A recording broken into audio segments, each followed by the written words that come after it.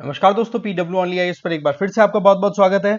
इस वीडियो में हम बात करने वाले हैं एग्रीकल्चर से रिलेटेड टॉपिक्स के बारे में, या फिर कहें कि जो टॉपिक हमारे लिए बहुत ज्यादा ग्रेविटी वाला बन जाता है एग्जाम में, जहां पर हमारे सामने मेजर क्रॉप से रिलेटेड सीधे स्टेटमेंट्स देकर के आइडेंटिफाई करने के लिए बोला जाता है कि भाई बताओ कौन सी क्रॉप है, या फिर किन्हीं भी दो तीन क्रॉप्स के बीच में कंपैरिजन, या फिर कोई भी अपडेट, जैसे कि इंडिया किस पर्टिकुलर पोजीशन में है एक्सपोर्ट को लेकर के, प्रोडक्शन को लेकर के, या फिर हम ये कहें कि एग्रीकल्चर प्रैक्टिस को अगर हम दूसरे कंट्री से कंपेयर करें तो इंडिया कहां स्टैंड करता है। तो कई एस्पेक्ट्स है जहां पर हमें एग्रीकल्चर को देखना जरूरी है, और साथ ही साथ एग्रीकल्चर को सस्टेनेबल बनाना है तो उस पॉइंट ऑफ व्यू से, एनवायरमेंट के एंगल से भी ये बड़ी इंपॉर्टेंट हो जाती है। तो इस पॉइंट ऑफ व्यू से हम पूरे इस टॉपिक को यहां पर थरोली कवर करेंगे। एक सजेशन है छोटा सा कि आप इस वीडियो को 1.5x पे देख सकते हैं, 2x पे भी देख लो अगर आपको स्पीड कम लग रही है, समय आपके पास में कम है, क्योंकि एक क्विक रिवीजन रहने वाला है जहां पर हम कुछ बेसिक्स को भी साथ में क्लियर करते चले जाएंगे।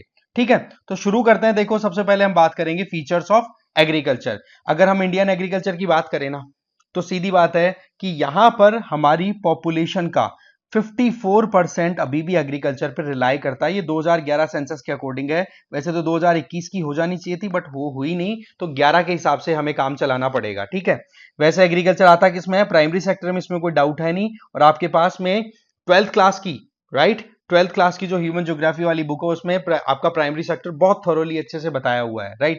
इसके अलावा इंडिया क्या जो एग्रीकल्चर सेक्टर है वो जीवीए में कितना कंट्रीब्यूट करता है? That is around 18%। इसका मतलब क्या हो गया कि हमारे यहां पर सर्विस सेक्टर और मैन्युफैक्चरिंग सेक्टर से भी कम कंट्रीब्यूशन है आपके प्राइमरी सेक्टर या फिर पर्टिकुलरली एग्रीकल्चर की बात करें तो ये अपने आप में बड़ी कंसर्निंग बात भी मानी जाती है कि एक तरफ तो हमारे यहां पर पॉपुलेशन 54% पार्टिसिपेट कर रही है, जबकि उसका कंट्रीब्यूशन आ रहा है केवल 18%। आप खुद देख लो कितना ज्यादा कंसर्निंग फैक्टर है। इसके अलावा एग्रीकल्चर के ऊपर असर डालने वाले कौन कौन से फैक्टर्स हैं? देखो, एक तो सबसिस्टेंस, दैट मींस हमारे यहां पर जो खेती होती है वो परिवार के निर्वाह के लिए ही ज्यादा फोकस्ड होती है, क्योंकि सबसे बड़ी बात क्या है कि हमारे यहां पर एक तो फूड क्रॉप पे डिपेंडेंसी है, और एक बड़ी इंटरेस्टिंग बात क्या आती है कि हमारे यहां पर जो फार्म साइज है, ठीक है ना, फार्म साइज है वो बहुत ज्यादा है, फ्रेगमेंटेशन ऑफ लैंड बहुत ज्यादा देखने को मिलता है। इसके अलावा मिक्स्ड एग्रीकल्चर आपको देखने को मिल जाएगी, जहां पर, वैसे मिक्स्ड फार्मिंग बोलना चाहिए था इसको इफेक्टिवली अगर बोला जाए तो, मिक्स्ड फार्मिंग, क्योंकि मिक्स्ड फार्मिंग में मोटी चीज क्या देखने को मिलती है कि आप खेती भी कर रहे हो और साथ में जानवर भी पाल रहे हो, चाहे पोल्ट्री फार्मिंग कर रहे हो, एनिमल हस्बेंड्री का काम कर रहे हो, वो साथ में कनेक्टेड होता है। इसके अलावा हमारी जो एग्रीकल्चर है वो मॉनसून डिपेंडेंट है, ये बहुत ही इंटरेस्टिंग पॉइंट है, ये इसमें कोई डाउट ही नहीं है। हमारे यहाँ पर ज्यादातर काम अभी भी मैनुअल होता है, मैकेनाइजेशन की बहुत कमी है। इसके अलावा इंटेंसिव फार्मिंग, दैट मीन्स खेत है छोटे, फ्रेगमेंटेशन ऑफ लैंड है, और हमें फीड करना है बहुत सारी जनता को, तो क्या करोगे? बैक टू बैक खेती करनी पड़ेगी आपको, तो वो चीज भी यहां पर देखने को मिल जाएगी। प्रोडक्टिविटी बहुत कम है, दैट मींस जमीन कितनी है, इनपुट आपने कितना दिया, उसके रिस्पेक्ट में आउटपुट कितना है, वो हमारा मोर और लेस कम मिलता है हमें, तो इसलिए प्रोडक्टिविटी भी कम है। और साथ ही साथ ये चीज तो क्लियर हो ही गई कि इंडिया की 50% से ज्यादा पॉपुलेशन एग्रीकल्चर पर डिपेंडेंट है ना, तो इस वजह से एग्रीकल्चरल टाइम पे भी जहां दो जने मिलकर के काम कर सकते हैं मशीन का इनका यूज करके, आप देखोगे वहां पर 5-5 आदमी लगे रहते हैं, 10-10 आदमी लगे रहते हैं, तो वो छुपे हुए बेरोजगार हो गए, जिसको डिसगाइज्ड अनएम्प्लॉयमेंट भी बोल दिया जाता है। इसके अलावा प्रोडक्टिविटी की बात करें, ये मैं ऑलरेडी बता चुका हूं कि एग्रीकल्चरल प्रोडक्टिविटी को कैलकुलेट करने का सिंपल सा तरीका होता है कि भाई आपने आउटपुट कितना अचीव किया इनपुट के आधार पर, जब कंपेयर किया किसी भी पर्टिकुलर पीस ऑफ लैंड पर। ठीक है, तो ये कुछ बेसिक्स हैं जिनको हम लगातार बनाते चले जाएंगे। अब आ जाओ, इंडिया किन एग्रीकल्चर प्रोडक्ट्स में प्रोड्यूस करने में नंबर 1 आता है, क्योंकि ये क्वेश्चन कई बार पूछा जा चुका है। तो स्पाइसेस, पल्सेस, मिल्क और जूट। जूट में नो डाउट आपने बांग्लादेश पढ़ा होगा, बट लेटेस्ट अपडेट के अकॉर्डिंग देखें तो जूट में इंडिया नंबर 1 है। ठीक है, इसके अलावा देखा जाए नंबर 2 पे कौन सी हमारी जो एक कह सकते ना इंपॉर्टेंट एग्रीकल्चर आप कह सकते हो प्रोड्यूस है, जो कि हम नंबर 2 पे स्टैंड करते हैं जिनके प्रोडक्शन में, तो राइस है नंबर 2 पे। पहले पे कौन आ जाता है? चाइना। Number 2 India. और वैसे देखा जाए एक्सपोर्ट में, तो एक्सपोर्ट में इंडिया नंबर 1 है, और ये पीवाईक्यू है, ऑलरेडी पूछा गया है यूपीएससी के द्वारा। इसके अलावा देखा जाए व्हीट और टी, इनके अंदर भी चाइना नंबर 1 है, और ग्राउंडनट में भी चाइना नंबर 1 है। मतलब आपके 3 हो गए, rice, wheat, T and groundnut. ये 4 मेन एग्रीकल्चर प्रोड्यूस जिनको हम यहां पर फोकस कर पा रहे हैं वो सारे चाइना नंबर 1 है प्रोड्यूस करने में, इंडिया नंबर 2 है। शुगर केन में ब्राजील नंबर 1 पे आ जाता है, इंडिया नंबर 2 पे आता है। और कैश्यू नट्स काजू की बात करें तो वियतनाम आपका फर्स्ट पे है और फिर उसके बाद में इंडिया आपका नंबर 2 पे आ जाता है। अब हम कुछ बात कर लेते हैं कुछ इंपॉर्टेंट टर्म्स की जो कि एग्रीकल्चर से रिलेटेड है और हो सकता है उन पे बेस्ड हमारे से कुछ क्वेश्चन पूछ लिए जाए। तो सबसे पहले बात तो हमें क्रॉप यील्ड का पता होना चाहिए। सीधी बात है कि किसी भी पर्टिकुलर लैंड के ऊपर कोई भी पर्टिकुलर एरिया आपने आइडेंटिफाई कर लिया तो उस पर एग्रीकल्चर प्रोडक्शन कितना हो रहा है, that is known as yield. Okay, इसके अलावा क्रॉपिंग इंटेंसिटी, इंटेंसिटी का मतलब क्या है कि किसी पर्टिकुलर एक जमीन के ऊपर कितनी बार एक साल में कितनी बार आप खेती कर रहे हो, that is known as cropping intensity. इसका सिंपल सा तरीका है कि आप एक खेत ले लो, उस खेत के ऊपर आपने कितनी बार खेती की, मान लो एक साल में आपकी 3 सीजन है इंडिया में, है ना, एक तो आपके आ जाते हैं रबी, खरीफ एंड जायद। तो तीनों सीजन में अगर आपने खेती कर दी तो उस खेत का आपने 3 बार यूज कर लिया, तो 3 बार को आप ऊपर लिखो कि हाँ जी हमने इतने एरिया, ये एरिया था इस पे इतनी बार खेती की, उससे मल्टीप्लाई कर दिया तो वो तो हो जाएगा आपका ग्रॉस क्रॉप्ड एरिया। और उसको डिवाइड कर दो नेट सोन एरिया, उसका मतलब इफेक्टिवली उस खेत की एक्चुअल में साइज क्या है, क्योंकि 3 बार आपने यूज किया तो वो क्या हो जाएगा आपका ग्रॉस क्रॉप्ड एरिया, क्योंकि 3 बार उस खेत की एरिया को आपने ऐड किया। नेट सोन में क्या होता है भाई, सीधी बात है एक्चुअल में खेत की साइज क्या है, तो इन दोनों का डिफरेंस निकाल लो, 100 से मल्टीप्लाई कर दो, आपकी क्रॉपिंग इंटेंसिटी आ गई। क्लियर सी बात अगर बोलूं तो इसका मतलब क्या हुआ, एक जमीन के ऊपर एक साल में आपने कितनी खेती की है, कितनी फसलें की है, 1 2 3, वो डिसाइड करेगा क्रॉपिंग इंटेंसिटी को। समझ गए, एकदम सिंपल है, ज्यादा कोई माथा बच्ची वाली चीज है नहीं। फिर आ जाओ आप क्रॉपिंग सिस्टम की। देखो क्रॉपिंग सिस्टम सीधी बात है किस पे डिपेंड करता है, हमें ध्यान रख लेना है topography, terrain, slope, altitude, climate, soil, land holding, irrigation, electricity, credit facility available होना और HY wheel seal, mechanisation, XYZ, बड़ी लंबी लिस्ट है। इनमें बेस्ड सीधे क्वेश्चन आ जाते हैं, पूछ लिया जाता है कि इंडिया में या फिर एग्रीकल्चर की जो आउटपुट है वो किन किन चीजों पे डिपेंड करती है, तो ये फैक्टर सीधे सीधे आपको याद रख लेने हैं। ठीक है, हाँ तो हम बात कर रहे थे इस मैप की। देखो मैप में क्या है, प्रोडक्टिविटी वाइज हम इंडिया को डिवाइड कर सकते हैं अलग अलग रीजन्स में। सबसे पहले हम बात कर लेते हैं हाई और वेरी हाई यील्डिंग एरिया या हाई प्रोडक्टिविटी एरिया। इसमें मेजरली आपको कौन सा मिलेगा, देखो इस एरिया की बात कर रहे हैं हम, ये कौन सा है भाई, क्या है ये, Indo Gangetic Brahmaputra plains, right. इधर आ जाओ आप, ये आपका आ गया ईस्टर्न कोस्टल एरिया, जहां पर आपकी गोदावरी, कृष्णा, कावेरी ये रिवर्स क्या बनाती हैं, डेल्टा। ठीक है, तो ये एरियाज आपके आ जाएंगे इधर। ठीक है, इसमें कोई डाउट नहीं है ना आपको, चलिए ठीक है।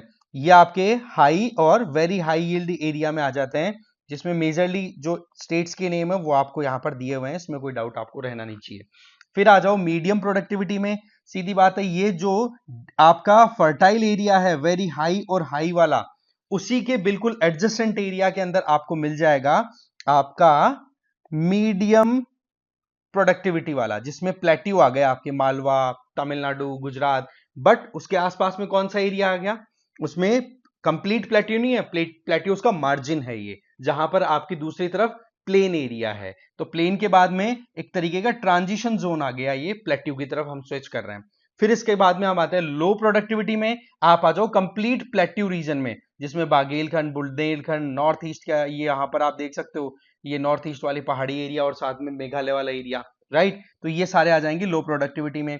और very low productivity complete desert या फिर बहुत ज्यादा सैलाइन इकोसिस्टम, ठीक है, वहां पर आपको मिल जाए। जिसमें मोटी मोटी बात करें तो थोड़ा बहुत तो देखो वेस्टर्न घाट का, यहां पर वेस्टर्न घाट है, इसका जो रेन शेडो रीजन है वो आ जाएगा। और इसके अलावा राजस्थान मेनली आ गया, गुजरात आपका आ जाएगा, गुजरात में कच्छ रन जो है वहां का एरिया इसमें इंक्लूड हो जाता है।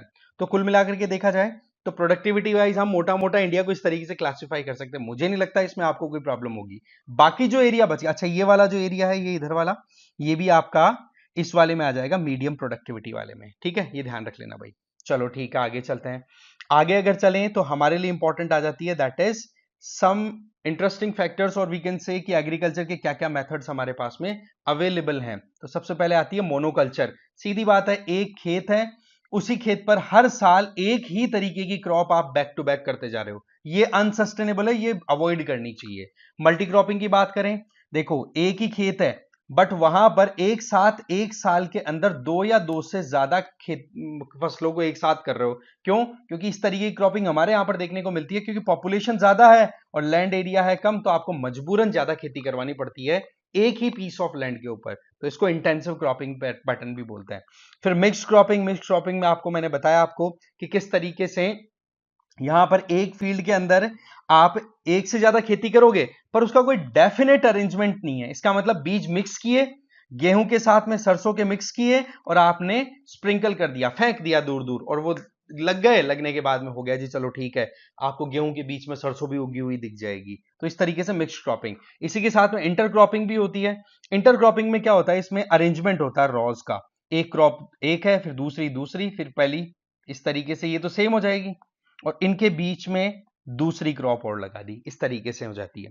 फिर आ जाओ सीक्वेंसिंग क्रॉप में, भाई सीधी बात है, पिछली क्रॉप काटो, है ना, और फिर उसके बाद में नेक्स्ट क्रॉप लगा दो, सिंपल सा पैटर्न है। आ जाओ फिर रिले क्रॉपिंग। रिले क्रॉपिंग कुछ ऐसा है जिसमें बैकअप आप लेकर के चल रहे हो। इसका मतलब क्या हुआ कि आपने पहली फसल जो है उसको हार्वेस्ट करने से पहले ही अगली फसल उस खेत में बो दी, जैसे कि मेज और बीन्स का एक बढ़िया कॉम्बिनेशन है। चलो एली क्रॉपिंग। एली क्रॉपिंग का मतलब क्या हो गया भाई, क्रॉप को और एग्रो फॉरेस्ट्री को मतलब एक तरीके से प्लांट्स को या फिर हम ट्रीज का जो एक कल्चर है उसको मिक्स कर दे, तो एली क्रॉपिंग होगी, जिसको एग्रो फॉरेस्ट्री भी बोल देते हैं। जैसे खेतों के किनारों में आप देखते हो पेड़ उगा दिए जाते हैं, तो खेतों में जब पानी डाला जाता है तो उससे पेड़ भी ग्रो कर पाते हैं, राइट। आ जाओ रटून क्रॉपिंग। सीधी बात है, आप फसल की जब कटाई कर रहे हो, मान लो ये आपका प्लांट है, ठीक है, आप उसकी कटाई कर रहे हो तो कंप्लीट जड़ से नहीं उखाड़ा, उसको आपने थोड़ा ऊपर से काट दिया। फिर बाद में ऊपर से काटने से क्या बेनिफिट हुआ कि उसी में से एक और तना, फिर ये तो हट गया, अब उसकी जगह दूसरा तना तैयार हो गया। इसको बोलते हैं रटून क्रॉपिंग। जैसे कि शुगर केन, पाइनएप्पल, बनाना, कॉटन, सोरगम, इनके अंदर ये प्रैक्टिस देखी जाती है। इसके अलावा आगे चलें, फिर हम कुछ की फैक्टर्स को देख लेते हैं यहां पे एग्रीकल्चर से रिलेटेड। एक तो आता है आपके सामने जीरो टिलेज, नो टिलेज भी बोलते हैं। जीरो टिलेज का मतलब सिंपल सा क्या है भाई, सीधी बात है, खेत पर आपने फसल लगाई, फसल की आपने कर ली हार्वेस्टिंग, अब कटाई करने के बाद में आपने जमीन को छेड़ा नहीं, उसके ऊपर आपने कोई ऐसा नहीं कि हल जोत दिया, मिट्टी को डिस्टर्ब किया, that mean soil is left undisturbed.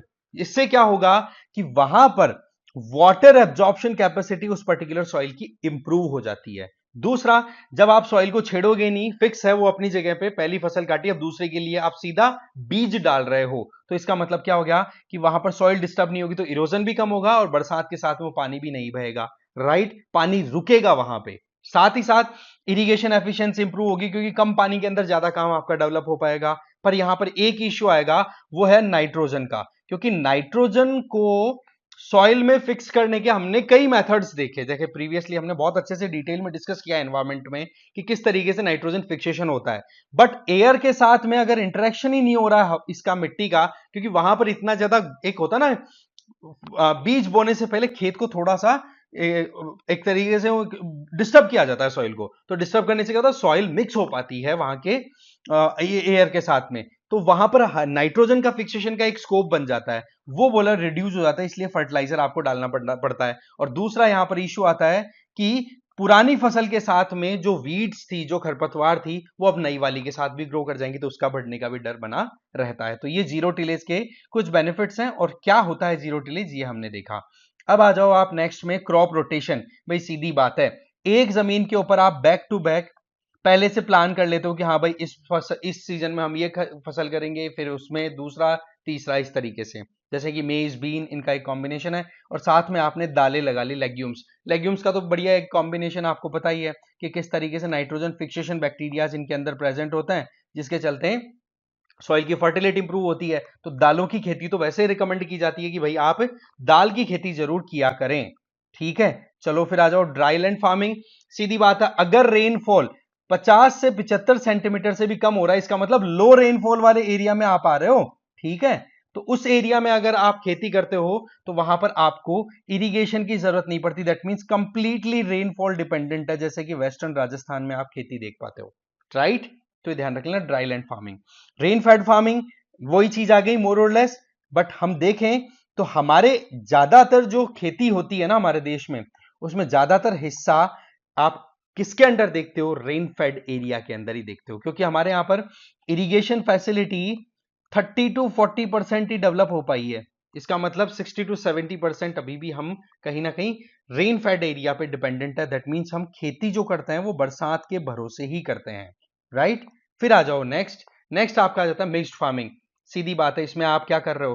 Crop तो कर ही रहे हो, उसके साथ में लाइव स्टॉक, पोल्ट्री, फिशरी या कुछ भी आप एडिशनल कर रहे हो, जिससे कि अगर क्रॉप फेलियर भी हो जाए तो आप सर्वाइव करो। कई बार पूछा जाता है कि राजस्थान में इतना सूखा पड़ता है, उसके बावजूद भी राजस्थान के किसान सुसाइड नहीं करते, क्यों नहीं करते? इसके पीछे सिंपल सा लॉजिक है, मिक्स फार्मिंग पे वो रिलाई करते हैं। चलो फिर टेरेस कल्टीवेशन, आपने देखा होगा चाय के खेत या उत्तराखंड हिमाचल प्रदेश में जो खेती होती है वो हिली एरिया में होती है। अब हिली एरिया में है तो सीधी बात है स्लोप्स वहां पे रहेंगे। अब स्लोप में क्या कर दिया जाता है? इस तरीके से टेरेस काट दिए जाते हैं, एक के बाद में एक सिड्डी नुमा स्ट्रक्चर क्रिएट कर दिया जाता है, जो कि सॉइल इरोजन को कंट्रोल करता है, साथ ही साथ में अच्छी खासी प्रोडक्टिविटी भी मिल जाती है। ये माउंटेनियस कोर्स में ज्यादा मिलेगा। फिर आ जाओ इंटेंसिव फार्मिंग की बात करें तो सीधी बात है, इंटेंसिव है इसका मतलब बैक टू बैक आप फसल करने वाले हो, ठीक है। एक तो होती है एक्सटेंसिव, बहुत बड़े एरिया को आपने कवर किया है। यहां पर एरिया हो जमीन का वो तो है कम, बट आपको खेती करनी है बहुत सारी, तो बैक टू बैक करनी पड़ेगी। तो आपको इरिगेशन फैसिलिटी डेवलप करके रखनी पड़ेगी, फर्टिलाइजर डालना पड़ेगा, क्योंकि एक ही खेत के ऊपर 3-3 सीजन की अगर खेती करोगे तो भैया सॉइल एग्जॉस्ट होगी। पेस्टिसाइड की जरूरत पड़ेगी, हाई यील्ड आपकी सीड वेराइटी भी आपको रिक्वायर्ड होगी, इसमें कोई डाउट वाली चीज है नहीं। चलो जी नेक्स्ट आ जाओ। नेक्स्ट आपका आता है जीरो बजट नेचुरल फार्मिंग। नाम से पता पड़ रहा है जीरो बजट, बट सही बताऊं ना तो कंप्लीट जीरो बजट करना तो देखो मोर और लेस पॉसिबल है नहीं, बट मिनिमाइज की जा सकती है, इसलिए जीरो नाम दे दिया एक इफेक्टिव टर्म के तौर पे। इसमें आप क्या देखते हो कि इसमें नेचुरल फार्मिंग जो है इस पे रिलाई किया जाता है। दैट मींस केमिकल्स का जो यूज है वो डिनाइड है। अब इसमें देखो केमिकल फ्री, टारगेट क्या है? कॉस्ट को रिड्यूस करना, और इसमें 4 इंपॉर्टेंट व्हील्स पे डिपेंडेंट है, जीव मित्रा, बीज मित्रा, मल्चिंग एंड वापाशा। क्या क्या है ये समझो। जीव मित्रा सिंपल सी बात है कि आप अर्थवॉर्म जैसे जो किसान के मित्र छोटे छोटे माइक्रोब्स है सॉइल में, उनकी प्रोटेक्शन करोगे। बीज मित्रा, बीज ऐसे डेवलप करोगे या फिर अपने खुद के खेत से ही बीज निकालोगे। जैसे आपका कोई भी नया गेहूं का अभी फसल कटा है तो उसमें बढ़िया बढ़िया क्वालिटी के बीज निकाल लो अगली फसल के लिए, तो क्या हुआ? आप मार्केट में नहीं जाओगे और फिर उसको खुद ही अपने लोकल लेवल पे ही इंप्रोवाइज कर दो। हाँ भाई उसमें फर्टिलाइजर कुछ मिलाना है तो वो क्या होगा? एक तरीके से नेचुरल फर्टिलाइजर होगा, है ना, ऑर्गेनिक फर्टिलाइजर। मल्चिंग की बात करें तो इसमें सॉइल की मॉइस्चर को मेंटेन करने के लिए आपने नोटिस किया होगा खेतों के अंदर कि किस तरीके से कैनोपी बना दी जाती है रॉ में, ठीक है, प्लास्टिक से कवर करके, और उसके ऊपर फिर छेद कर दिया जाता है, और उसमें आप जब इरिगेशन के लिए वाटर सप्लाई कर देते हो तो पानी फिर इवेपोरेट ना हो गर्मी की वजह से, तो वो कंट्रोल हो पाता है। तो मल्चिंग कॉस्ट रिड्यूस करनी है। और वापासा का मतलब आप इस तरीके से वाटर सप्लाई करते हो इरिगेशन के टाइम में जिसमें 50-50 रहता है स्कोप, 50% हवा और 50% आपकी वाटर। इससे क्या हुआ? क्योंकि मल्चिंग आप कर रहे हो, उसको हाइड कर रहे हो, तो हवा का सर्कुलेशन कम मिलेगा, तो यहां पर वाटर के साथ में ही आप मिक्सिंग करके आप हवा को सप्लाई कर दो, तो हो गया ना सिस्टम एकदम सेटल्ड। तो इस तरीके से यहां पर आप ओवरऑल ये मैकेनिज्म देख सकते हो। फिर आपका नेक्स्ट आ जाता है दैट इज पर्माकल्चर। देखो जी पर्माकल्चर क्या कहता है? ऐसी एग्रीकल्चरल प्रैक्टिस जिसके अंदर आप ह्यूमन एनवायरमेंट को सस्टेनेबल बना रहे हो, और ये कॉन्सेप्ट ऑस्ट्रेलिया के इकोलॉजिस्ट या फिर कहें इको साइंटिस्ट जिनका नाम है बिल मॉलिसन, उन्होंने ये कॉन्सेप्ट दिया था। इरिगेशन फैसिलिटी की बात करें तो भाई सीधी बात है, इंडिया में जितना इरिगेशन फैसिलिटीज की हम बात करें उसमें सबसे ज्यादा कंट्रीब्यूशन आपका किसका आता है? That is from tube wells 46%, canal का कितना है 24%, और टैंक का कितना है 3%, ये ध्यान रख लेना।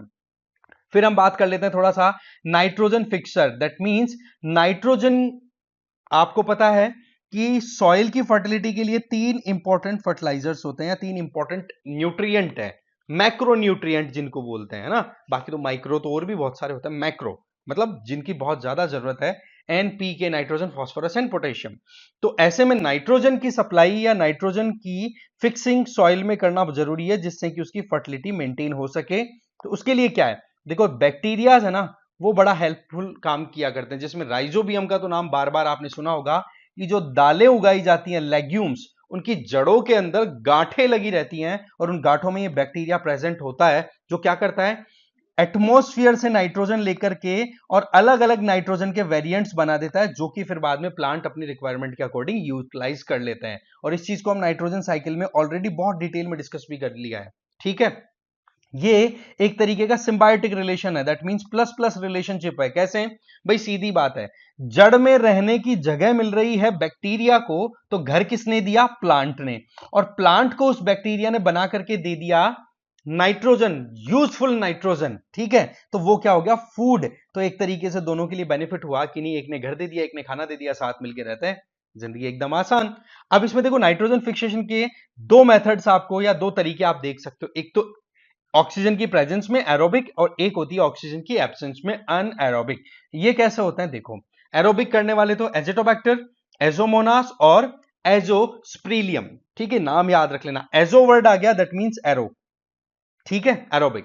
फिर एनारबिक की बात करें तो इसमें क्लोस्ट्रीडियम, एक होता है क्लोरोबियम, क्लोस्ट्रीडियम और क्लोरोबियम, सीसी, यह आपका आ गया अनएरोबिक, राइट।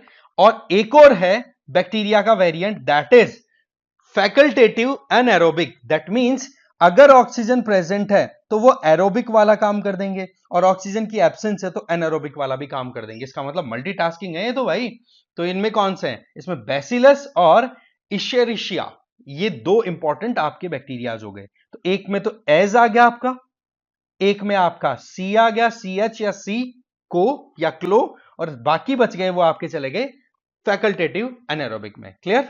चलो जी, नेक्स्ट हम बात कर लेते हैं एग्रीकल्चर से रिलेटेड इंपॉर्टेंट रेवोल्यूशंस की। देखो, ग्रीन रेवोल्यूशन तो एनसीईआरटी पढ़ते हैं तो सबसे पहले आता है, तो वो एग्रीकल्चर फूड ग्रेन से रिलेटेड है। Golden fruit, black petroleum, red meat and tomato, yellow oil seed से related, grey fertiliser, pink prawn, मछली की एक वेरिएंट है उसकी, silver poultry, purple lavender, blue fish, round potato आलू, व्हाइट मिल्क। तो ये ध्यान रख लेना भाई, 2-3 बार रिवाइज करोगे काम बन जाएगा। कलर कोडिंग दी हुई है अलग अलग। रेवोल्यूशन का मतलब सिंपल सा है कि भाई आपको प्रोडक्टिविटी आपकी बढ़ानी है कैसे भी करके, राइट। चलो जी, फिर आ जाती है आपकी जीएम क्रॉप। देखो, जीएम क्रॉप के नाम पर नो डाउट बीटी ब्रिंजल का भी नाम आता है। कई ऑप्शंस की बात होती है कि बीटी क्रॉप को हमें प्रमोट करना चाहिए, जेनेटिकली मॉडिफाइड क्रॉप। इसका मतलब वो कि हमारे देश में होने वाली वो फसलें जिनको हमने उनको इंटरनली थोड़ा सा इंजीनियरिंग लगा करके मैनेज किया, चेंज किया, जिससे कि वो बीमारियों को टैकल कर सके, हीट रेजिस्टेंट हो सके, लो रेनफॉल पे भी सर्वाइव कर सके, इस तरीके की बिहेवियर डेवलप कर ले। तो ऐसे में हमारे यहां पर जो जीएम क्रॉप चल रही है दैट इज बीटी कॉटन। ये बीटी वर्ड कहां से आया? देखो, एक बैक्टीरिया है जिसका नाम है बैसिलस थुरिनजेनेसिस। ठीक है, इसी का बी और टी ले लिया और बना दिया बीटी। और ये एक तरीके से एक बैक्टीरियम है जिसका जीन निकाला गया, और उस जीन को फिर बाद में कॉटन का बीज डेवलप किया गया, उसमें उसको ऐड कर दिया। इससे क्या बेनिफिट हुआ कि कॉटन के अंदर ही एक ऐसा प्रोटीन डेवलप हो गया जो कि कॉटन में लगने वाली बीमारी का एक कीड़ा जिसका नाम है पिंक बॉल वॉर्म, उसके लिए जहर का काम करता है, उसको मार देता है। तो ऐसे में कॉटन को उस बीमारी से बचाना पॉसिबल हो पाता है। तो ये कॉन्सेप्ट यहां पर जीएम क्रॉप का भी हो गया। इसके अलावा देखा जाए तो नेक्स्ट अपना इंपॉर्टेंट टॉपिक है दैट इज मेजर क्रॉप्स, और इसमें से एक क्वेश्चन आपको मिलने के पूरे चांसेस हैं। देखते हैं क्या क्या है। सबसे पहले राइस को देख लें एक बार डिटेल में। चलिए जी, राइस टेम्परेचर 25 डिग्री से ज्यादा, इसका मतलब ट्रॉपिकल कंडीशंस चाहिए राइस को, है ना। रेनफॉल 100 सेंटीमीटर, थोड़ा ज्यादा भी चलेगा, कम नहीं होगा। ठीक है, सॉइल फर्टाइल सॉइल चाहिए, चाहे डेल्टाइक हो या फिर नदियों के आसपास की, और क्ले कंटेंट जिसमें ज्यादा हो, इसका मतलब सॉइल में मॉइस्चर होल्डिंग कैपेसिटी ज्यादा चाहिए। ठीक है, सीजन खरीफ होगी। इंडिया की बात करें तो चाइना के बाद में नंबर 2 पर है। अगर हम चावल के प्रोडक्शन की बात करें, एक्सपोर्ट में नंबर 1 है। वाटर इंटेंसिव है, पानी बहुत ज्यादा चाहिए होता है, आपने नोटिस किया होगा। ठीक है, साथ ही साथ देखा जाए तो इसमें से CH4 that means methane emission भी होता है। अगर ध्यान हो तो कॉप कॉन्फ्रेंस ऑफ पार्टीज की जो मीटिंग हुई थी इजिप्ट में, उसमें बातचीत की गई थी। उससे पहले भी बात हुई थी ग्लासगो में भी कि हाँ भाई, CH4 मीथेन एमिशन को भी हमें कंट्रोल करना है। तो इंडिया ने वहां पर पार्टिसिपेशन नहीं दिया है। कार्बन में तो फिर भी दे रहा है, मीथेन में नहीं दे रहा। इसके अलावा हमारे जो कोस्टल एरिया की बात करें तो ईस्टर्न कोस्टल एरिया है, वहां पर चावल की खेती आपको ज्यादा मिलेगी। अगेन क्यों? क्योंकि वहां पर हाई प्रोडक्टिविटी वाली लैंड थी, याद हो तो अभी हमने मैप डिस्कस किया था। फिर इसके बाद में चावल की क्वालिटी को इंप्रोवाइज करने के लिए जो इंस्टीट्यूशन है that is international rice research institute है ना, वो फिलीपींस में लोकेटेड है। इसके अलावा राइस बॉल के नाम से फेमस कंट्रीज, म्यांमार को तो बोला जाता है फार ईस्ट का, और थाईलैंड है साउथ ईस्ट एशिया का। रीजन की अगर बात करें तो सीधी बात है, अच्छी बरसात और अच्छा क्या चाहिए, अच्छी बरसात चाहिए और साथ ही साथ आपको अच्छी गर्मी चाहिए। तो इसका मतलब ह्यूमिड ईस्टर्न इंडिया बहुत परफेक्ट है इसके लिए। और इसके अलावा आपको पंजाब, हरियाणा, वेस्टर्न यूपी और नॉर्दर्न राजस्थान, गंगानगर, हनुमानगढ़ वाला एरिया जहां पर कैनाल सिस्टम अच्छा डेवलप्ड है, वहां पर अच्छी खासी आपको चावल की खेती मिल जाएगी। अच्छा, प्रोडक्शन में West Bengal number 1, UP number 2 और पंजाब नंबर 3। ठीक है। इसके अलावा जितने एरिया पे हमारे खेती होती है उसके 25% तो चावल में आ जाती है। इसका मतलब वही बात आ गई ना कि फूड ग्रेन पे हम ज्यादा रिलाय करते हैं। और एक बड़ी इंटरेस्टिंग बात, असम और वेस्ट बंगाल में जो तीनों सीजन होता है ना, हमने बात की थी रबी, खरीफ, जायद, तीनों सीजन में वहां पर खेती होती है और उनको नाम दिया हुआ है औस, अमन, बोरो। ठीक है, असम एंड वेस्ट बंगाल में। फिर आ जाओ आप वीट पे। देखो वीट की अगर बात करें ना, तो इसमें 15 से 20 डिग्री सेंटीग्रेड इनको टेम्परेचर चाहिए। ठीक है, वीट जो है वो टेम्परेट ग्रास है। टेम्परेट का मतलब टेम्परेचर ज्यादा नहीं चाहिए इसको, कूल ग्रोइंग सीजन में ये अच्छा ग्रो कर जाता है। और जब वीट का बीज बन रहा होता है ना, उसके फ्लावर में, है ना, दंगी जिसको बोलते हैं, तो उस टाइम पर ब्राइट सनशाइन चाहिए। रेनफॉल 50 से 75 mm तक भी ठीक है। वो मावट जो होती है वो बड़ी फेवरेबल होती है, जो सर्दियों के टाइम पे बरसात आती है मेडिटेरेनियन सी से आने वाली, वो हमारे लिए इसके लिए फेवरेबल है। रबी सीजन का ये हो ही गया। सीजन की अगर बात करें तो छोटा सा यहाँ पर एक क्लासिफिकेशन छोटा सा आप देख लो कि हमारे यहाँ पर 3 सीजन में खेती होती है। ठीक है, अगर मैं थोड़ा सा एडिशन करके बताऊं आपको, 3 सीजन में हमारे यहाँ पर खेती होती है। वो 3 सीजन कौन कौन सी, एक तो देखो रबी, एक आपकी खरीफ और एक आपकी जायद। सीधी बात है, रबी की अगर बात करें तो ये विंटर्स के टाइम पर होती है, खरीफ की अगर बात करें तो ये मॉनसून टाइम पे होती है, जायद की बात करें तो ये समर के टाइम पे होती है। तो अभी की टाइम की अगर बात करें, जिस टाइम पे तुम्हारा एग्जाम है, तो ये कौन सा चल रहा है, जायद का। इसका एग्जाम्पल सबसे बेस्ट क्या है आपको, तरबूज, वाटरमेलन, मस्क मेलन, ये आराम से मार्केट में दिख जाएंगे, खीरा, राइट, ककंबर। खरीफ की बात करें तो इसमें आपको क्या दिखेगा, बाजरा, राइस, ये आपको दिख जाएंगे। और रबी की बात करें तो आपको पता है गेहूं, ठीक है, वीट, जौ, ठीक है, इनकी खेती, चना, ग्राम, इनकी खेती आपको इस टाइम पे मिल जाएगी। ठीक है, इसमें कोई डाउट आपको रहना नहीं चाहिए। तो वीट आपका रबी सीजन का हो गया, कोई डाउट वाली चीज नहीं है। चलो जी, इसके अलावा सॉइल कैसी चाहिए, देखो फर्टाइल सॉइल हो तो बहुत बढ़िया, वो तो चाहिए ही है। ठीक है ना, तो फर्टाइल सॉइल हो जिसमें लोमी नाम अगर आ गया तो लोमी का मतलब फर्टाइल सॉइल चाहिए, राइट। वेल ड्रेन्ड, पानी रुकना नहीं चाहिए जड़ों में, नहीं तो गलने का डर रहता है, क्योंकि ठंड का टाइम है, पानी अगर रुक गया तो आपको पता ही है फिर बाद में जमा देगा जड़ों को, वो प्रॉब्लम क्रिएट कर सकता है। इसके अलावा चावल के बाद में second most serial, most important cereal crop है। इंडिया सेकंड लार्जेस्ट है चाइना के बाद में, हमने ऑलरेडी बात कर ली। इंडिया की बात करें तो टोटल वीट ट्रेड में 1% से कम कंट्रीब्यूट करता है। और सबसे ज्यादा ग्रोथ कहां पर है, मतलब प्रोडक्शन कहां पर है गेहूं का, यूपी, एमपी और पंजाब। ये सीक्वेंस बड़ी इंपॉर्टेंट है, ध्यान रख लेना। और ज्यादातर कहां पर ग्रो होता है, अगर कहीं ड्राई रीजन में भी इसकी ग्रोथ की जाए तो वहां पर इरिगेशन फैसिलिटी डेवलप कर लो ना, काम बढ़िया बन जाता है वीट का। ठीक है, चलो फिर आ जाते हैं ज्वार पे। ज्वार की अगर बात करें तो 20 से 32 डिग्री सेंटीग्रेड टेम्परेचर, 30 से 100 centimetre rainfall, well drained light soil इसको चाहिए। ब्लैक सॉइल भी इसके लिए सर्वाइवल के लिए अच्छा है। इसीलिए आप देखो कि डेक्कन प्लेटू का जो महाराष्ट्र वाला रीजन है वहां पर अच्छी खासी प्रोडक्शन होती है। इसके अलावा खरीफ सीजन का ये फसल है। इसके अलावा वीट, राइस और वीट के बाद में नंबर 3 पे ये आता है ना, फूड ग्रेन रह गया। फूड ग्रेन हमारी मेन कह सकते हैं कैरेक्टरिस्टिक है। इसके अलावा क्रॉप एरिया का 5.3% इसके अंडर आता है। ये फॉडर क्रॉप भी है, ड्रॉट रेजिस्टेंट भी है और कम पानी के अंदर सर्वाइव कर सकती है। इसको श्री अन्न भी बोल देते हैं। और आपको ये भी ध्यान होना चाहिए कि हमारे यहाँ पर मिलेट्स को प्रमोट कर लिए, मोटे अनाज को, जिसको न्यूट्रिएंट फूड भी बोलते हैं, उसको प्रमोट करने के लिए 2023 का साल जो था, आपको ध्यान है किस तरीके से इंटरनेशनल मिलेट ईयर के तौर पे डिक्लेयर भी करवाया था। श्री अन्न भी बोलते हैं भाई ज्वार को। न्यूट्री सीरियल हो ही गया। महाराष्ट्र, इंडिया का आधा 50% महाराष्ट्र में प्रोड्यूस होता है ज्वार।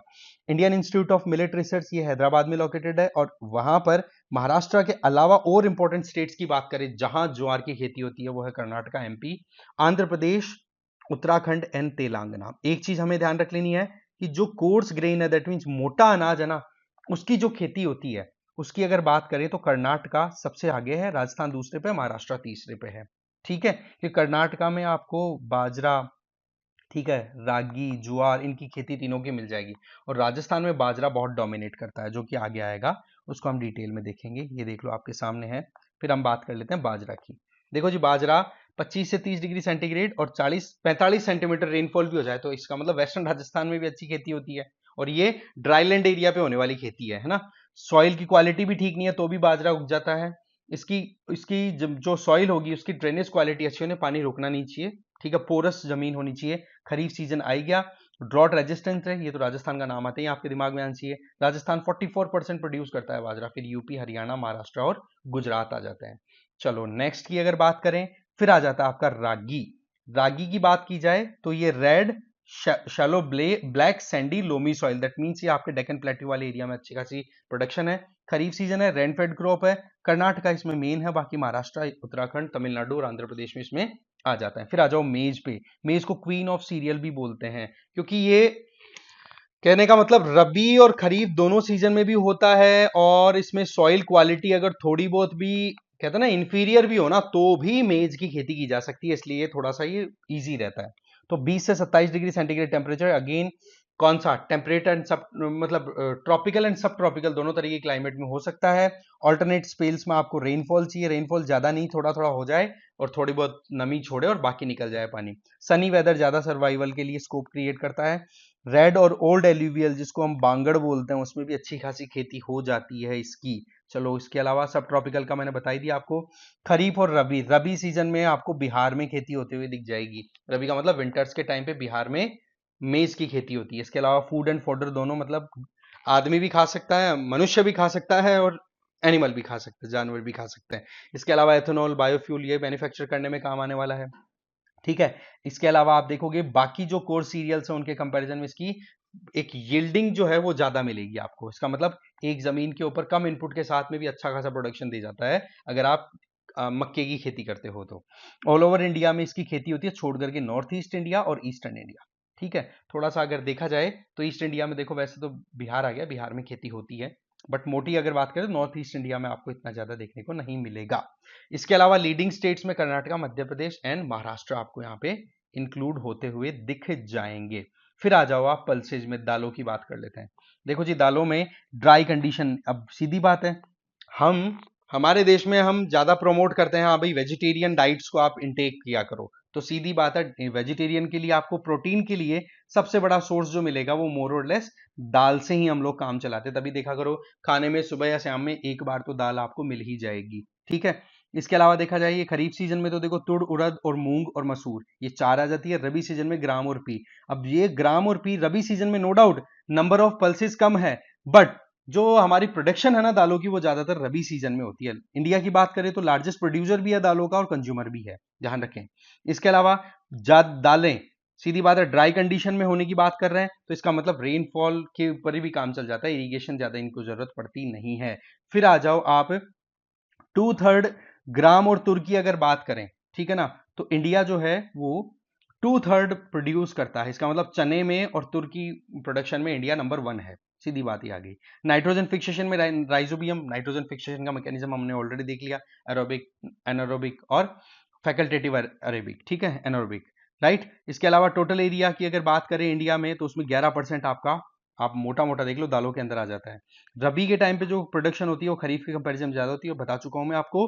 और रिसेंट टाइम में दालों की, पिछले 30 सालों में दालों की प्रोडक्शन बढ़ी है। दालों में नंबर 1 यहां से आप देख लो, major MP, Rajasthan, Maharashtra, UP, Karnataka, और नंबर 1 पे है राजस्थान। ये आपको ध्यान रख लेना है क्योंकि इन चीजों पे यूपीएससी आजकल ट्रिक खेलने लग गई है।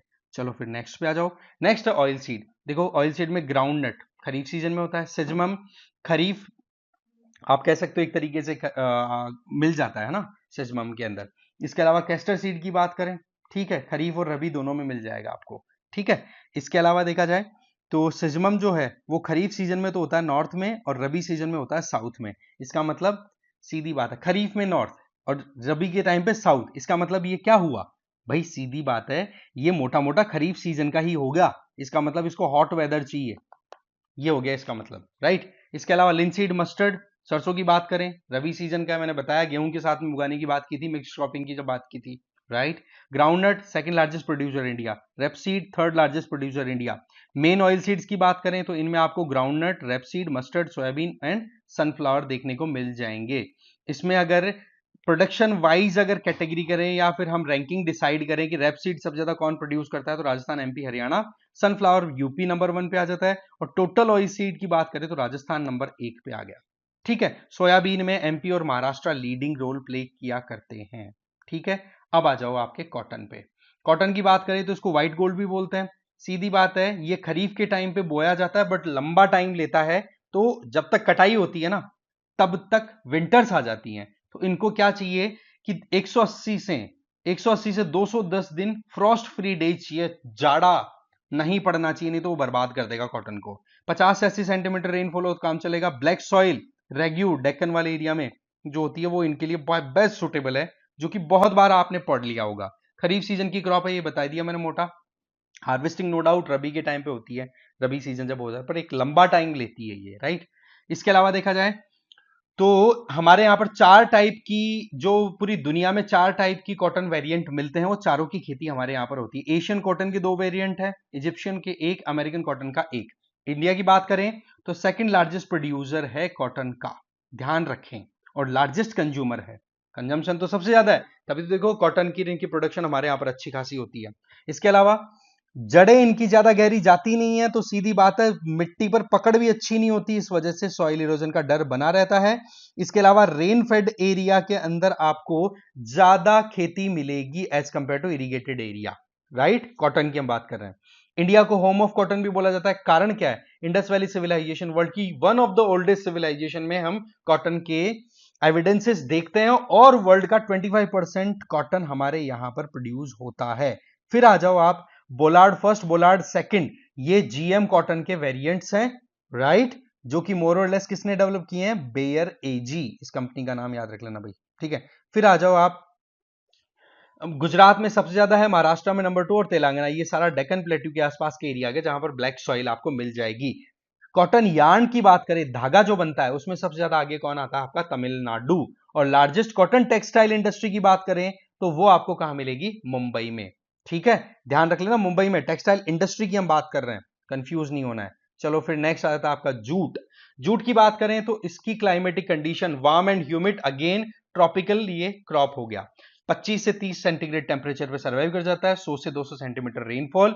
डेल्टा वाला एरिया है ना, जैसे गेंजेटिक डेल्टा की हम बात करें, वहां पर बांग्लादेश बहुत ज्यादा प्रोड्यूस करता है, इंडिया भी उधर ही करता है, राइट। और जहां पर सिल्ट कंटेंट, तो आपको पता है ना, सैंड सिल्ट क्ले, तीनों का कॉम्बिनेशन फ्लो करता है सेडिमेंट्स के तौर पे, तो अल्टीमेटली सैंड और क्ले तो क्या होता है, एक दूसरे के साथ चिपक करके सेटल हो जाते हैं बहुत पहले, और सिल्ट है वो लास्ट में जाकर के डेल्टा बनाता है।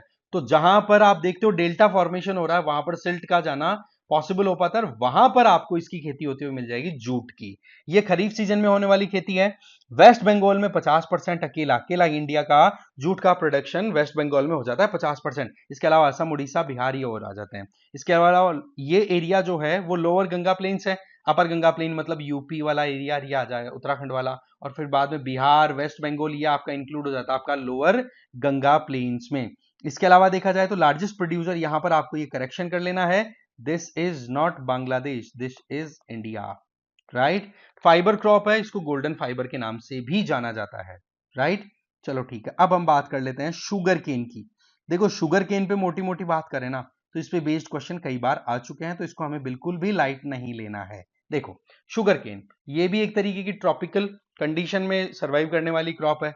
जितना ट्रॉपिकल में खेती करते हो उसमें बढ़िया प्रोडक्टिविटी आपको मिलेगी, इसीलिए क्या कहा जाता है कि महाराष्ट्र, जो कि ट्रॉपिक ऑफ कैंसर से साउथ की तरफ है, वहां पर होने वाले गन्ने के अंदर अच्छा मोलासिस होता है, अच्छा रस होता है ना, ग्लूकोज कंटेंट उसमें ज्यादा होता है एज कंपेयर टू, आप देख सकते हो आपका नॉर्थ वाला जो है वहां के कंपैरिजन में, ठीक है। तो ये चीजें आपको ध्यान रख लेनी है। इसके अलावा देखा जाए तो टेम्परेचर और रेनफॉल की हम बात कर लेते हैं, तो वो कितना चाहिए? वो सीधी बात है 25 डिग्री सेंटीग्रेड टेम्परेचर, 100 से 150 सेंटीमीटर रेनफॉल में इसमें काम चल जाता है। इसके अलावा इरिगेशन फैसिलिटी बहुत ज्यादा चाहिए, क्योंकि वाटर इंटेंसिव क्रॉप है ये अपने आप में बड़ी एक इंटरेस्टिंग बात है। कारण क्या है? बहुत ज्यादा पानी चाहिए होता है इसको। इसके अलावा ट्रॉपिकल और सब ट्रॉपिकल दोनों कंडीशन, ट्रॉपिकल का महाराष्ट्र, और यूपी का जब नाम लिया तो आपके दिमाग में ना सब ट्रॉपिकल, क्योंकि north of Tropic of Cancer है वो, ठीक है। तो इस तरीके से फिर भी आप देखो यूपी में सबसे ज्यादा प्रोडक्शन है, फिर उसके बाद महाराष्ट्र, फिर तमिलनाडु, आंध्र प्रदेश एंड कर्नाटका। यील्ड की बात करें तो नॉर्थ इंडिया में कम मिलेगा, ये मैंने आपको बता दिया, कारण भी बता दिया, क्योंकि इसको warm climate, that means Tropic of Cancer से साउथ की तरफ जो क्लाइमेटिक कंडीशन मिलती है ना, वो ज्यादा फेवरेबल मिलती है, इसलिए महाराष्ट्र की चीनी या महाराष्ट्र का शुगर केन ज्यादा क्वालिटी का मिलेगा आपको। फिर इसके बाद में क्रसिंग सीजन की बात करें तो नॉर्थ में बहुत कम मिलती है। कारण क्या है कि लंबे समय तक गर्मी नहीं मिल पाती, ह्यूमिडिटी उतनी मेंटेन नहीं रह पाती है नॉर्थ में, इस वजह से शुगर केन जो आ जाता है गन्ने की रस की दुकान पर भी, वो भी बेचारों को बहुत जल्दी उसका रस निकाल करके बेचना पड़ता है, क्योंकि फिर उसके बाद में वो सूखा पड़ने लग जाता है। ये लंबाई तो अच्छी खासी होती है और पेरेनियल ग्रास है, मतलब पूरे साल के अंदर कभी भी इसकी ग्रोथ कर सकते हो। अगेन खरीफ सीजन, ये हमेशा ध्यान रख लेना। इंडिया की बात करें तो दुनिया में सबसे ज्यादा शुगर केन के अंडर आने वाली जमीन इंडिया में आपको मिलेगी। और वैसे प्रोडक्शन वाइज देखा जाए तो नंबर 2 है, पहले पे है ब्राजील, ठीक है। लार्जेस्ट कंज्यूमर देखा जाए तो वो है इंडिया। प्रोडक्शन में तो कौन आ गया? ब्राजील। नंबर 2 कौन है प्रोडक्शन में? इंडिया। और कंज्यूमर कौन है? इंडिया। और ये वाटर इंटेंसिव है, इसमें कोई डाउट ही नहीं है। चलो लगे हाथ इधर, हम थोड़ा सा और देख लेते हैं, 2-3 पॉइंट्स और रह गए। जब गन्ने का रस निकलता है उसको मोलासिस बोलते हैं, जिसका यूज एथेनॉल बनाने में करते हैं, जो कि मोरलेस एनर्जी रिक्वायरमेंट को पूरा करने में हेल्पफुल है। साथ ही साथ दूसरी तरफ जो बच जाता है, बचा हुआ जो मटेरियल है, उसको बेगासिस बोलते हैं, उसको फाइब्रस रेजिड्यू है, जिसके फर्दर हम यूज कर सकते हैं। चलो जी, टी की बात कर लेते हैं। चाय की देखो, चाय बिना तो सुबह शुरू ही नहीं होती। तो चाय हम बात करें तो सीधी बात है, ये पहाड़ी एरिया में होता है, स्लोपी एरिया में। इसमें आप देखो असम, वेस्ट बंगाल, तमिलनाडु। असम में ठीक है हिली एरिया आपका आ गया, ठीक है, Himalayan foothills. West Bengal Himalayan foothills, Purvanchal देख लो मोटा मोटा, राइट। इसके अलावा वेस्ट बंगाल, वहां पर आप देखोगे कि जो दार्जिलिंग वाला एरिया नॉर्थन वेस्ट बंगाल में, वहां पर अच्छी। और तमिलनाडु वाला एरिया आ गया आपका, वेस्टर्न घाट का एरिया, तमिलनाडु केरला से कनेक्टेड, वहां पर चाय की खेती अच्छी मिल जाएगी। और यहां पर आपको किस प्रैक्टिस को देखने को मिलेगा? टेरेस फार्मिंग, जो मैं आपको ऑलरेडी बता चुका हूं, सिड्डी नुमा स्ट्रक्चर आप क्रिएट करते हो। इसके अलावा असम, वेस्ट बंगाल और तमिलनाडु के अलावा केरला, हिमाचल प्रदेश, उत्तराखंड, मेघालय, आंध्र प्रदेश, त्रिपुरा, ये वो स्टेट्स हैं जहां पर पहाड़ियां जरूर हैं, वहां पर चाय की खेती आपको मिल जाएगी। और टी की बात करें तो केनिया में जितनी प्रोडक्शन होती है उसमें सबसे ज्यादा कंट्रीब्यूशन किसका आता है? चाय का। ठीक है, चाय के लिए थोड़ी सी 2-3 बातें और ऐड हम यहां कर लेते हैं, जो हमारी मोटी मोटी यहां छूट गई थी, खैर कोई बात नहीं। 25 से 35 degree centigrade, warm moist Frost free, frequently ठीक है, डिस्ट्रीब्यूटेड शावर चाहिए होती है इसमें। रेनफॉल कितना चाहिए? 150 सेंटीमीटर से ज्यादा हाई ह्यूमिड कंडीशन चाहिए। स्टैंडिंग वाटर इसके लिए बहुत ज्यादा खतरनाक है, क्योंकि ढलान पे इसकी खेती होती है, तो बरसात गिरे ना तो एक साथ नहीं गिरनी चाहिए, और वो भी गिर के रवाना बस निकल जाए। एक चीज ध्यान रख लेनी है, ट्रॉपिकल और सब ट्रॉपिकल दोनों कंडीशंस में इसकी खेती हो सकती है। और ये एक प्लांटेशन क्रॉप है, दैट मींस एक बार आपने प्लांट लगा दिया ना तो फिर पत्तियां चुनने के लिए आपको लेबर लगानी पड़ेगी, इसलिए लेबर इंटेंसिव इंडस्ट्री भी है ये। और इंडिया जो है वो दुनिया में चाय का दूसरा सेकंड लार्जेस्ट प्रोड्यूसर है। और चाय की बात करें तो कैफीन और टेनिन दोनों इसमें अच्छी खासी क्वांटिटी में आपको मिल जाएंगे। तो ये कुछ टू द पॉइंट बातें हमें चाय के बारे में जाननी थी, वो भी हमारी हो गई। चलते हैं नेक्स्ट चाय की ही सिस्टर कॉफी। चलिए जी, कॉफी की बात कर लेते हैं। 15 से 28 डिग्री सेंटीग्रेड टेम्परेचर, देख लो क्या है ये टेम्परेचर। इसका मतलब ट्रॉपिकल एंड सब ट्रॉपिकल दोनों कंडीशंस में सर्वाइव कर सकता है ये प्लांट भी। रेनफॉल थोड़ा सा ज्यादा, 150 से 200 सेंटीमीटर। इसको एक चीज हमेशा ध्यान रखनी है कि कॉफी को सीधी सनलाइट बिल्कुल पसंद नहीं, मुझे धूप से हेट है, मेरे ग्लासेस कहां है, इसको ये चाहिए, ठीक है। फिर आ जाओ, ये से लोमी सॉइल और अच्छी क्वालिटी की सॉइल चाहिए होती है। पहाड़ी जगह पे हो जाएगी no doubt, but again quality of soil must be superior then requirement of the teas, right. चलिए जी, रिक्वायरमेंट ऑफ टी, राइट। चलो फिर आ जाता है आपका हॉट एंड ह्यूमिड क्लाइमेट में सर्वाइव कर सकती है, इसमें कोई डाउट ही नहीं होना चाहिए मुझे लगता है आपको। फिर आ जाओ almost same condition like T, इसमें तो कोई डाउट ही नहीं है, मोर और लेस दोनों एक दूसरे की सिमिलर है। तो मैंने सिस्टर बोल दिया, आप ब्रदर बोलना चाहो तो आपकी चॉइस है, ठीक है जी। इसकी 3 वेरिएंट्स हमारे यहां पर मिल जाएंगे, ठीक है। मतलब कॉफी के 3 variants, arabica, robusta and liberica. But हमारे यहां पर कौन से होते हैं? मेजरली 2, ठीक है। कौन से? Arabica and robusta. अच्छा, सबसे बढ़िया क्वालिटी की कौन सी कॉफी है? That is arabica, right. Coffee India का नेटिव नहीं है, ये ध्यान रख लेना। चाय कॉफी लाई गई थी यमन से, ठीक है। अच्छा, सबसे पहले इंट्रोड्यूस कहां हुई, या फिर कॉफी के अंदर प्रोडक्शन की बात करें तो सबसे आगे कौन सा स्टेट है? भाई सीधी बात है, कर्नाटका इसमें सबसे आगे आता है। और यहां पर वेस्टर्न घाट वाले एरिया में दो बड़ी इंपॉर्टेंट एरियाज, एक तो चिकमंगलुरु तो चलो ठीक है, वहां की पर्टिकुलर एक लोकेशन है politically, but Baba Budan hills है ना, ये फेमस है कर्नाटका की आपकी कॉफी प्रोडक्शन के लिए। इसके अलावा सी लेवल की बात करें तो देखो इनको हाइट अच्छी खासी चाहिए, मतलब माउंटेनस कोर्स चाहिए। प्रोडक्शन की बात करें तो साउथ वाले तीनों स्टेट्स आपके मेजर प्रोड्यूसिंग है, जिसमें कर्नाटका नंबर 1 है।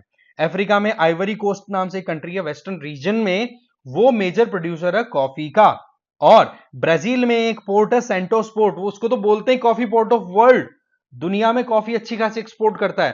तो अल्टीमेटली यहां पर हम लिस्टिंग की बात करें तो Brazil number 1, Vietnam number 2, India का नंबर 6, याद रख लेना भाई कॉफी में। ठीक है, चलो जी फिर आ जाओ टोबैगो पे। टोबैगो 15 से 40 डिग्री सेंटीग्रेड, अब आप देख लो कितना ज्यादा वेरिएबल टेम्परेचर में सर्वाइव कर सकता है, इसीलिए लोग भारत में तंबाकू खाते हैं, इतना इजीली आप प्रोड्यूस कर पा रहे हो ना। रेनफॉल कितना 50 से 100 सेंटीमीटर, इरिगेशन भी हो तो बहुत बढ़िया है। रेनफॉल अगर 100 सेंटीमीटर से ज्यादा हो तो फिर प्रॉब्लम करते हैं, मतलब ज्यादा रेनफॉल होना टोबैगो के लिए ज्यादा बर्बादी कर देता है। इसके अलावा देखा जाए तो अच्छी खासी कहते ना सॉइल फर्टाइल हो बट पानी रुकना नहीं चाहिए, क्योंकि ज्यादा पानी मुझे पसंद नहीं है। पॉपुलर वेराइटीज की बात करें तो निकोटिना टॉबेकम, एक है निकोटिना रुस्टिका, ये दो इंपॉर्टेंट वेराइटी। निकोटिन वर्ड आ गया ना तो मुझे नहीं लगता आपको इसमें कोई प्रॉब्लम आएगी समझने में, राइट। अब आ जाओ दूसरा सिगरेट। सिगरेट में जो टोबैको यूज होता है उसको बोलते हैं वर्जियाना टोबैको, ये मेजरली हमारे आंध्र प्रदेश में प्रोड्यूस होता है अगर इंडिया की बात करें।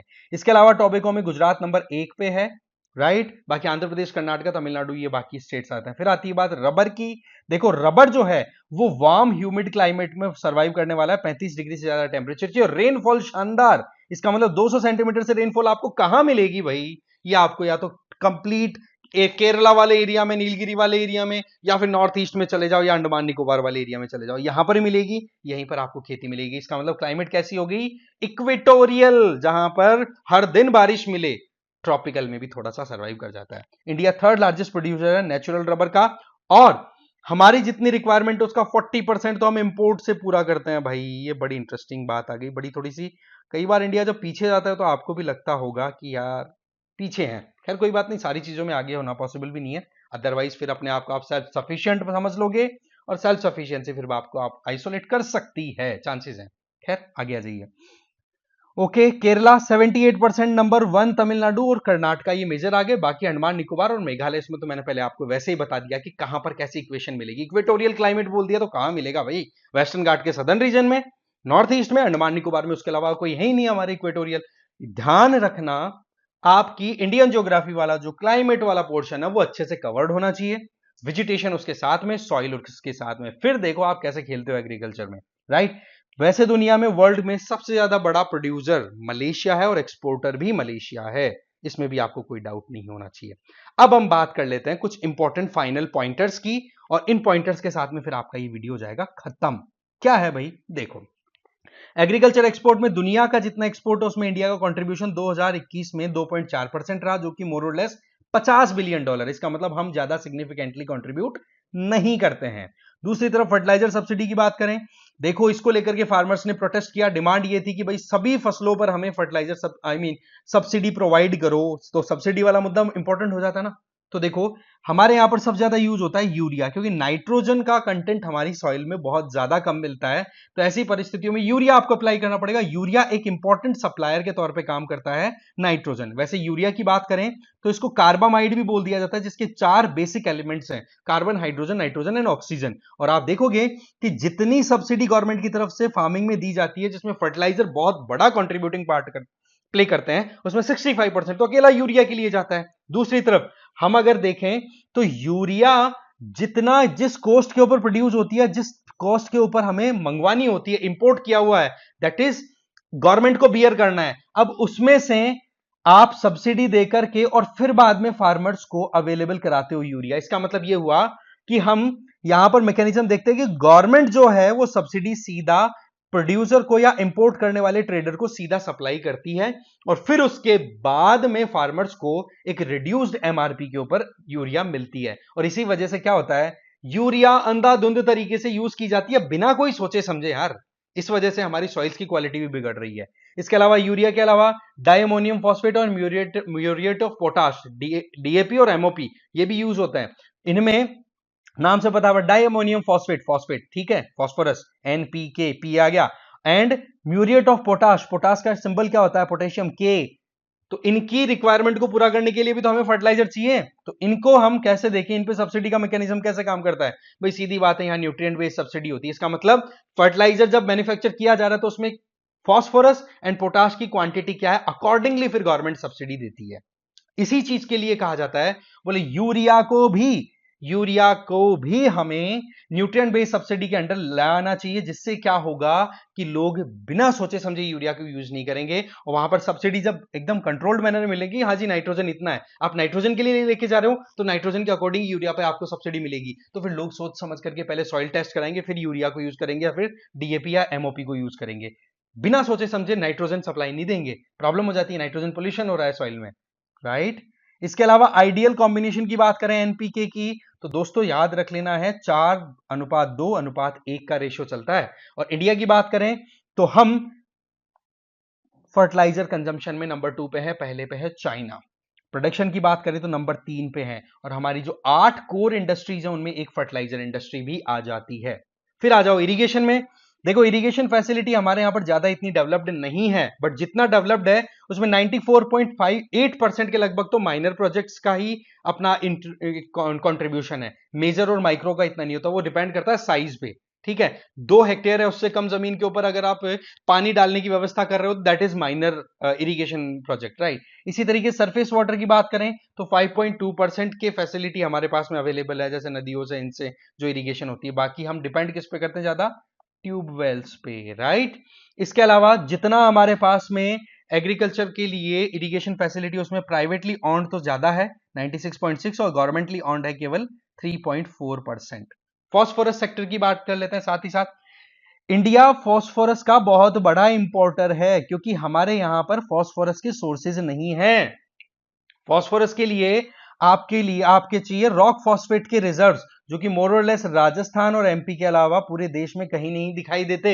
इसलिए हमें फॉस्फोरस जो NPK में P है उसकी रिक्वायरमेंट को पूरा करने के लिए हमें इंपोर्ट करना पड़ता है। एक चीज हमें ध्यान रख लेनी है कि फॉस्फोरस के साथ में कैडमियम भी आपको मिल जाएगा, ये भी कई बार फैक्चुअल चीज पूछी जा सकती है।